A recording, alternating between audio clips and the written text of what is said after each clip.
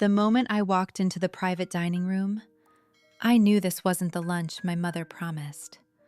The lights were too bright. A stack of legal documents sat in the middle, next to a pen that wasn't mine. A man in a suit, laptop open, eyes on me. My mom smiled. "We need to discuss what's fair after your father's passing." I'm Natalie, 29, and I know an ambush. The stranger was her lawyer. The papers? Drafted to redistribute my inheritance so everyone could share. When I refused, the smiles disappeared. They talked about court, about ruining my credit. I looked around the table, counting. 1, 2, 3, 4, 5. "You're a lot of people," I said quietly. Then I smiled. Funny thing is, I only brought one person too. If you want to know who walked in and how this became my mother's worst mistake, stay with me. I wasn't always the girl sitting across from lawyers, counting people like chess pieces. For most of my life, I was just a kid from Portland who thought family meant movie nights and inside jokes. My dad, Thomas, was a programmer at a startup, the kind of guy who drove a 15-year-old Camry and packed leftovers for lunch. My mom, Katherine, hated that. She wanted the lifestyle, the Instagram perfect life, the house that made neighbors jealous. When I was 16, the gap between them finally split open. I remember the night they sat me down. Dad had bank statements spread across the table. Mom had Pinterest boards of vacation homes on her tablet. "I'm tired of just getting by," she said. "I'm tired of pretending we can afford a life we don't have," he replied. Oregon isn't a community property state like California, but the divorce still split everything down the middle. Mom saw it as freedom to finally upgrade. Dad saw it as losing half of what he'd built, and still owing alimony. After the divorce, I stayed with Dad in a small apartment near downtown Portland. Nothing fancy, but we could walk to Pal's bookstore on weekends. Friday nights, we'd order Thai food and watch terrible sci-fi movies. He taught me about 401ks and credit scores and why compound interest mattered more than designer bags. "People get obsessed with looking successful," he'd say, "but they go to bed with the same problems." Mom, meanwhile, moved to Lake Oswego, married Gregory, a real estate broker who specialized in luxury homes. Suddenly, her Facebook was full of wine tastings and backyard parties. She had 2 new kids in her life now, Sophia and Liam.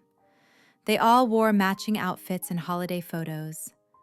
I was technically still her daughter, but I felt like a guest star in the perfect family she was building.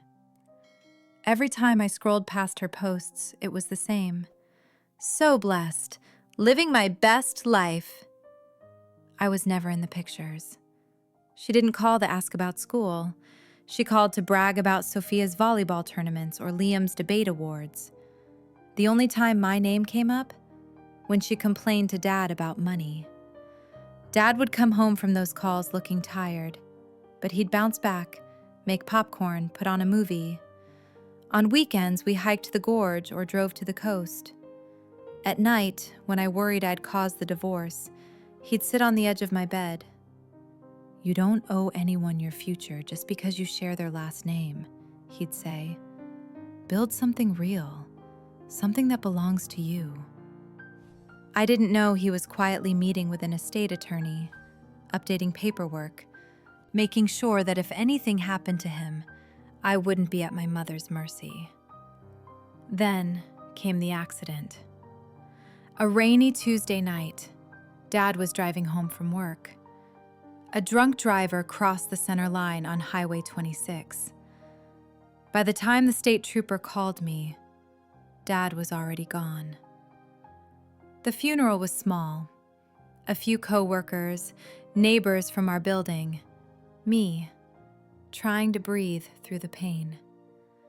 Mom showed up in black like a movie widow, Gregory at her side, Sophia and Liam trailing behind like props. She cried loudly, hugged people she hadn't spoken to in years, told everyone how heartbroken she was. I stood by Dad's urn thinking, you didn't love this man. You loved the life he couldn't give you. After the service, a woman in a navy blazer approached me. She introduced herself as Elena, Dad's estate attorney. We sat outside on a bench. She explained Dad had been thorough. He'd updated his will multiple times after the divorce. Everything, the retirement accounts, the investments, the life insurance, came to me. Your father was concerned, Elena said carefully, about potential pressure from your mother. She walked me through Oregon probate, how the court would validate the will, how no one could challenge it without legitimate grounds. Your father was very clear, she said. He wanted you to have control of your future. My phone buzzed, a text from Mom, long paragraph about needing to talk and what your father would want and handling this like a family. At first, I tried to give her the benefit of the doubt. I said we could talk after probate was finalized, that Dad had an attorney. She ignored that part. Asked for rough estimates. How much? What accounts? When could we discuss numbers? The guilt trip started fast. I raised you. Do you know how expensive those teenage years were? Sophia and Liam need help with college. Always the same phrase. You have to think about the family. I forwarded everything to Elena. She told me not to engage, not to give numbers, not to make promises. Your mother is building a case, Elena warned. Document everything. Don't meet her alone. For months, Mom kept pushing. Voicemails about how selfish I was being. Texts about how Dad would be ashamed. Hints that if I didn't cooperate, she'd make probate very complicated. Elena helped me prepare. We collected every message, every guilt trip, every veiled threat, put it all in a folder with dates and summaries. Then came the text about lunch. Let's meet somewhere neutral, Mom wrote. Just family. We need to talk. I showed Elena. She said, don't go alone. We made a plan. I'd go in first, see who was there, see what they wanted. Elena would wait nearby. I'd text her when to come in. The restaurant was the kind of place with jazz playing softly and water glasses that never emptied. A hostess led me to the back, to a room marked private. I stepped inside. Mom sat at the head of the table, black blouse, perfect posture, like she was chairing a board meeting. Gregory sat next to her in an expensive blazer. Sophia and Liam were there too, and across from them, a man in a gray suit with a laptop. No menus, just water, papers, and a pen. Natalie, you made it, Mom said brightly. We just want to talk. The man stood, introduced himself as Daniel, an attorney helping the family explore options regarding your father's estate. The way he said family made it sound like we'd all lost the same thing. I sat slowly. The top paper had my name on it, legal language everywhere. Redistribution, voluntary agreement, irrevocable. Before you panic, Mom said, leaning forward with practiced sympathy. We just want to make sure everyone's provided for. Your father's will didn't consider reality. She gestured to Sophia and Liam. College is expensive. Life is expensive. This is about fairness. Daniel explained the document was a family settlement agreement that would let me transfer a reasonable portion into a shared trust. Reasonable, according to the numbers, meant 65%. No one's trying to take anything, Mom added, which was almost funny considering the contract literally existed to take from me. We just don't want a long, ugly legal fight. That could hurt your credit, your future. I thought about Dad sitting on my bed, telling me I didn't owe anyone my future. So, I said carefully, if I don't sign, what happens? The temperature dropped. Gregory shifted. Sophia stared at the table. Liam looked at his phone like he wanted to disappear. Daniel folded his hands. Then this could become complicated. Your mother could contest certain aspects. Delays, legal fees, public records. It might impact your credit. Mom jumped in, voice tightening. We're giving you a chance to show you care. Sophia's applying to colleges. Liam has his whole future. We're asking you to do the right thing. I looked at each of them. The lawyer, Gregory, two teenagers who'd grown up thinking I was a footnote, and my mother, who could cry on command. How many of you are there? I asked softly. Mom frowned. What does that have to do with anything? I counted slowly. 1, nodded at Mom. 2, Gregory. 3, 4, Sophia and Liam. Paused on Daniel. 5. You're a lot of people, I said, meeting Mom's eyes. Confusion flickered across her face. You're right, I said. This isn't a joke. I pulled out my phone, tapped a single word I'd already typed, set it face down next to the untouched pen. Funny thing is, I added, I only brought one person, too. A knock sounded, sharp, precise. The door opened. Elena stepped in, navy blazer, folder in hand, calm smile. Hi, Katherine, she said politely. I hear you wanted to discuss Natalie's inheritance. Mom went stiff, walked out without a word. Gregory at her elbow. Daniel mumbling about revisiting options. Elena and I stayed. She told me I'd handled it exactly right, that I had every legal right to say no, that if Mom tried anything else, we'd deal with it. For 3 days, my phone was quiet. Then the messages started again, colder this time. Disappointed. Your father would be ashamed. Money has changed you. Hints that if I kept being stubborn, things might get complicated with accounts and paperwork. I forwarded everything to Elena. She told me to keep records, don't respond. Then she added something that made my stomach twist. If she can't move you emotionally, she might try to move you financially. That night, I changed every password, turned on 2-factor authentication, security questions, froze my credit.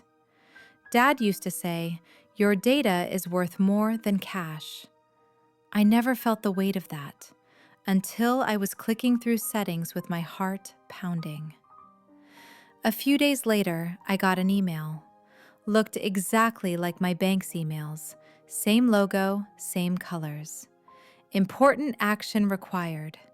The only reason I paused, the timing felt wrong. I hovered over the link.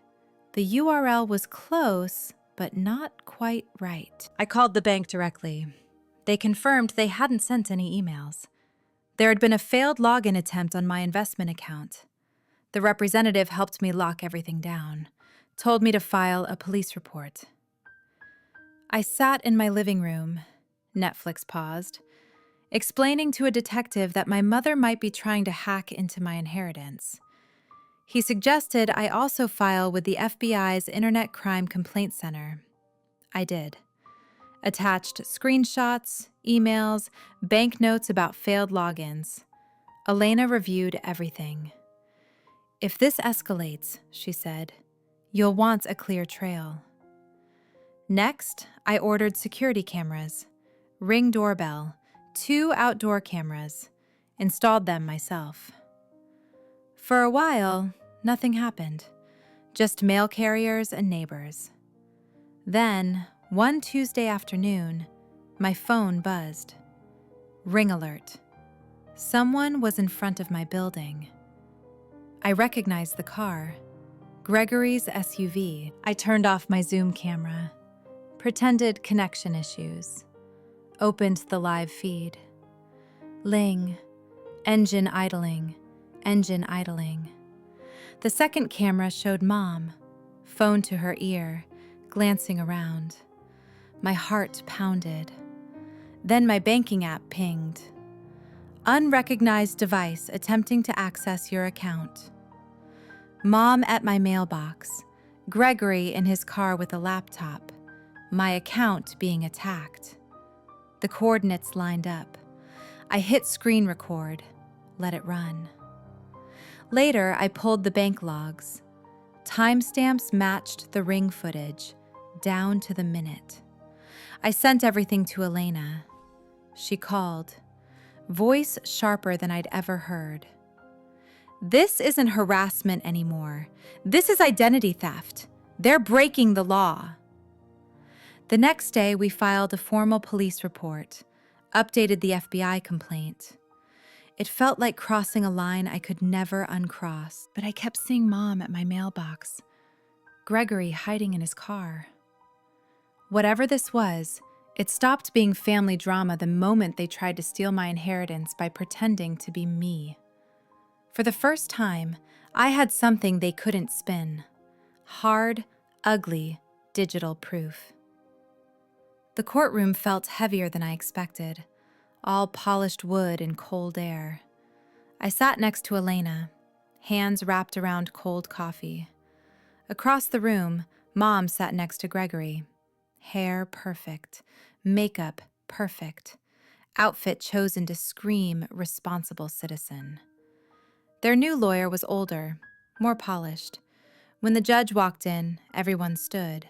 My knees wobbled. The prosecutor laid it out calmly. Attempted identity theft, fraudulent emails, coordinated behavior captured on video and digital logs. They played the Ring footage on a screen. My mom at my mailbox, Gregory in his car. The bank's failed login alert timestamped to match. Their lawyer tried to spin it. Misunderstanding, concern for family, no malicious intent. But the evidence was too clean, too time-stamped, too deliberate. The judge found Mom and Gregory guilty. Identity theft, fraud. He didn't send them to prison. He did something that hurt longer. Heavy fines, tens of thousands, plus restitution for my legal costs. Probation, meaning every financial move they made for years would be watched. A program on financial crimes, and a restraining order, barring them from contacting me for 5 years. He also referred Gregory's real estate license to the licensing board. I saw the moment Gregory understood. His shoulders sagged. No license, no luxury listings, no commissions to fund the lifestyle Mom had curated.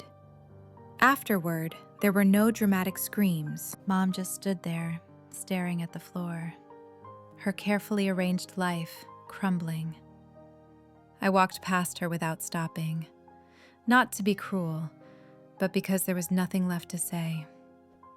For the first time since Dad died, the ground under my feet felt like mine again. In the weeks after, life didn't transform magically, but the silence in my apartment felt like peace. I woke up without checking my phone in panic. The only notifications were Slack pings and Amazon deliveries. Elena helped me go through everything Dad left. We shifted stocks into index funds, set up an emergency fund, created a retirement plan. Instead of feeling guilty opening my banking app, I felt capable. I kept my job, kept working remote. Some mornings, I'd sit at the table where Dad used to sit with his coffee and printed code. It hurt, but in a clean way, like a scar that had healed. Therapy helped with the rest.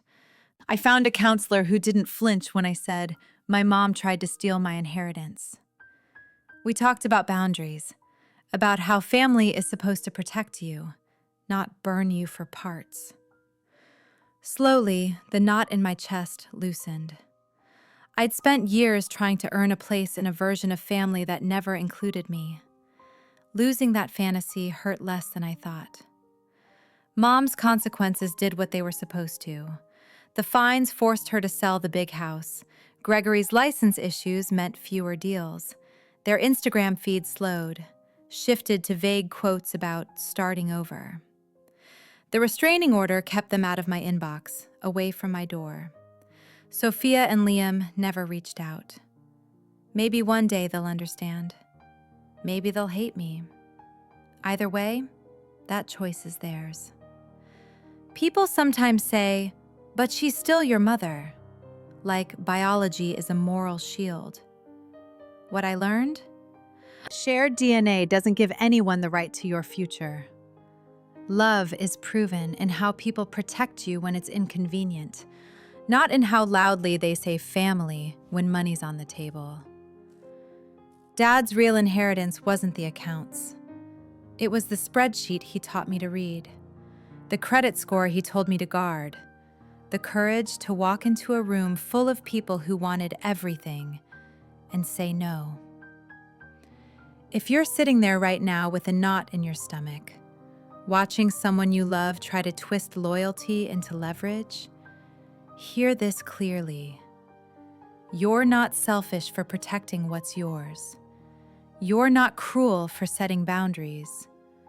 You're not a bad daughter or son for refusing to be scammed by someone who happens to share your last name.